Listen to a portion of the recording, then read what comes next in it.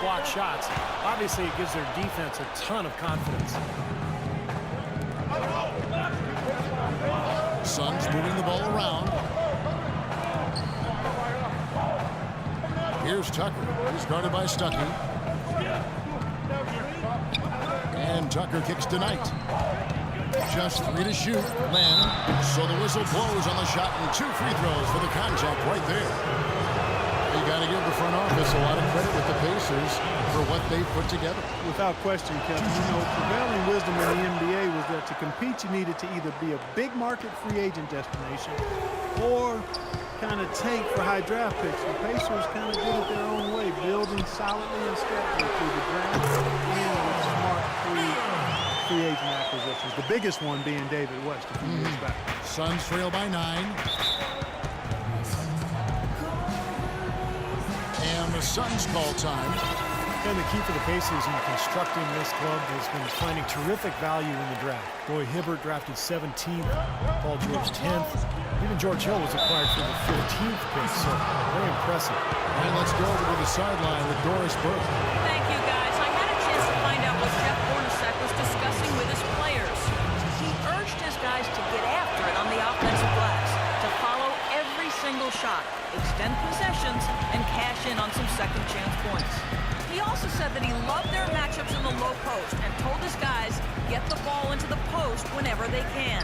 Those are likely not the last adjustments they make today, guys. There's still time left in this one. Back to you, Kevin. Great. Thanks for the report, Doris.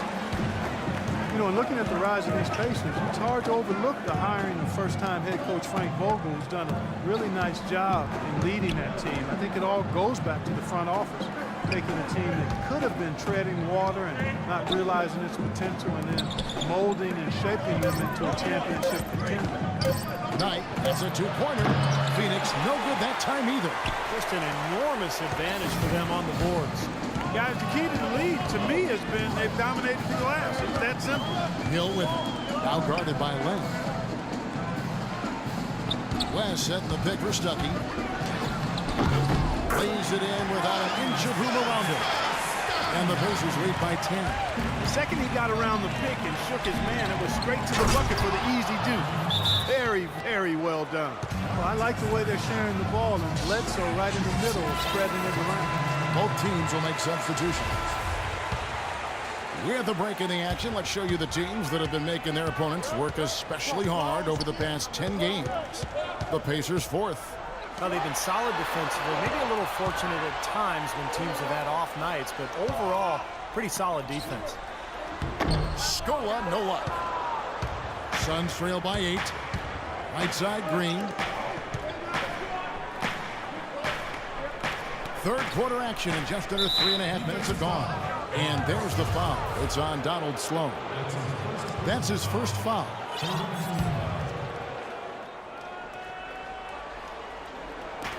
Knight, that's a 2-pointer, and he hits the jumper for 2. Knight's got his first basket of the night. Excellent communication on the inbound play there, guys. He got in a good position, and the pass was as it needed to be, on time and on target. Miles dishes to Mahinmi.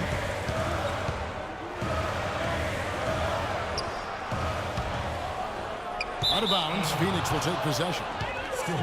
Here we are in November, and let's see how things are going out east in the early season. Look at Indiana. They like where they stand right now, perched in that topmost position. And, of course, the Miami Heat, 3 games behind. Looking at Indiana, they've come out strong. I mean, sitting high atop the standings in the early going. A bit surprising, but very impressive, too. Well, such a talented roster, Clark, and they're leaving no doubt. I mean, this is a team with a chance to go all the way. Just 4 to shoot. Knight gets to right, and it's going to be out of bounds. The Pacers will take it. Brandon Knight primarily was effective as a spot-up three-point shooter in his first couple of seasons in the league, but he's getting better at attacking the rim and drawing fouls. He's steadily increasing his attempts at the line. On the wing, Hill. To the middle, and stolen by Wright. And now in transition is Thornton. Here we go. The baseline jumper goes down. Thornton's got his first 2 points. And they've set up countless buckets off assists. That's a huge part of what they've been doing here today. A lot of dime dropping going on out there, Steve. Scola inside. He's against Morris. Scola, no up. Suns trail by 4. Clark, this offense has really been clicking. No doubt about it, giving the defense all kinds of trouble. And they're playing with so much energy offensively. The ball is really moving. In the corner, Miles with it. Shot to stop the drought. And yes, sir, that one drops. Miles has got his second bucket tonight. Pretty passing. Timely recognition as to where the open man was. Knight kicks to Green. To the paint. Here's Wright. And he knocks it down. Boy, taking it hard to the rack for the big throwdown. And give an unofficial assist, Clark, to his teammate for setting the screen that freed him up. Yeah, good call, Kevin. That was really the key to the play. Here's Sloan. Morris with the rebound. Morris has got his 3rd rebound on the night. Here's Thornton. And it's Sloan with the rebound. Pacers leading by 4. Shot clock is off. This should be the last possession of the quarter. That's what they should have in mind here. Green, the pass tonight. And a wide open look for Thornton. That's good. The assist that time from Knight. Knight's got his 4th assist in this one. Here's Miles. Buries it from 3-point range. Miles has got 5 points now this quarter. How about that? They respond to a three-pointer with a quick 3 of their own.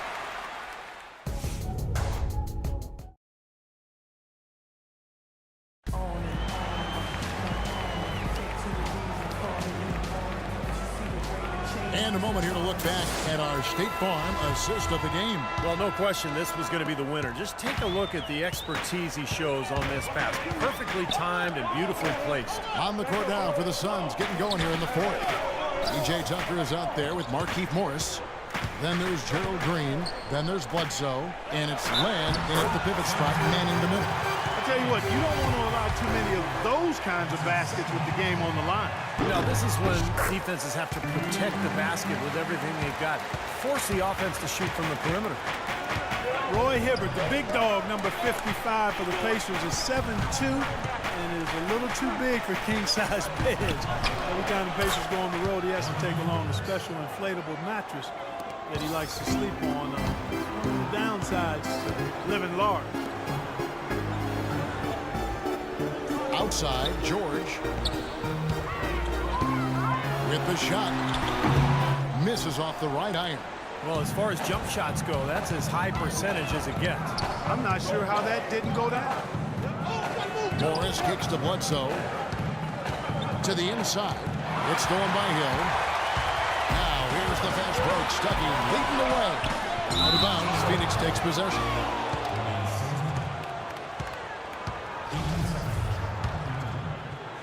A few possessions into the 4th quarter, just over a minute played. Bledsoe dishes to Morris. Shoots from 14, and it's Phoenix scoring again. And Hibbert's father stands 6'2", and Steve, his mother, is 6'1". But Roy obviously towers over both of them.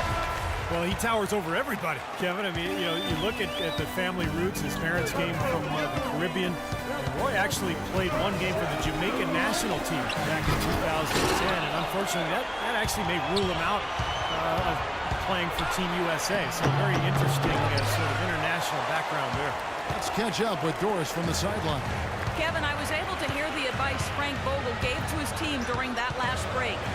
He told them, this is it, fellas. Let's hit them right out of this timeout. Put some pressure on them. Show them how much you want it. Let's go get it. Guys, he's really exhorting them to give them a burst of energy. Shot's good by Bledsoe. Nice pass. He got the ball right into his teammate's shooting pocket. On time and on target. Hill kicks to George. Hibbert with a screen for George. And he comes off the screen to bury the jump shot. And the Pacers lead by 3. Very effective screen to set up the jumper, and that was the key to that play. Bledsoe against Hill. Bledsoe kicks to Morris. Soft touch off the glass. Morris has got 10 points in just the second half. Great second half. I mean, he came out of that locker room ready to play. Last set in the pick for George. Goes up off the kick. Oh, get it! Watch out now. Man, he got fancy with that one, didn't he? Yeah, maybe trying to give them the momentum boost they need to break this game open. Man, I like that. Some coaches might want to see just a sure-handed lay-in, but I say put as much as you can on the finish and get your teammates going. Hill passes to West. Rebound by the Suns. As they grab one there, I was going to make the point that they just haven't done enough in terms of rebounding the ball. I agree. Bledsoe outside. He dishes it to Morris. Lock at 6. Bledsoe against Hill. No good from Bledsoe. You know, that's a problem he has. I mean, not being able to knock down that open jumper. It happens far too often. Stuckey drives inside. The alley-oop layup, very well ran. No hesitation at all on that alley-oop. Saw his teammate with the path to the hoop, and bang! Lobbed it right up there for him. And he was ready for it, elevated, made the catch. You saw the results. And I like the choice, making the conservative finish, making sure of the 2 points. Morris dishes to Green. And the Suns miss again. You know, to cut deficits, you got to be making smart basketball plays out there. Taking care of the ball.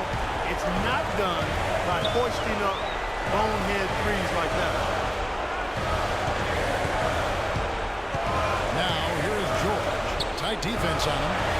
And the layup's good off the glass. And the Pacers lead by 7. He's having quite the quarter here, guys. I mean, shooting the ball extremely well. Green kicks to Bledsoe.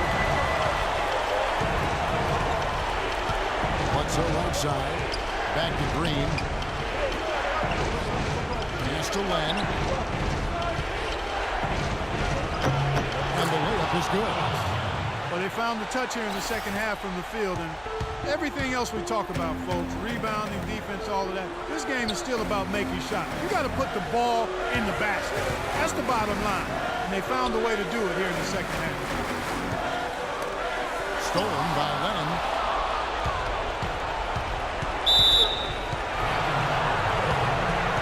Let's check in for Gerald Green. Phoenix calls timeout. They're losing by 5.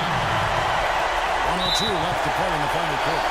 And out of bounds is the Pacers gain possession. I tell you what, that's just a major unforced error right there, guys. My goodness. Stolen by Len. And now in transition is Bledsoe. Here we go. Right on the wing. He kicks it to Morris.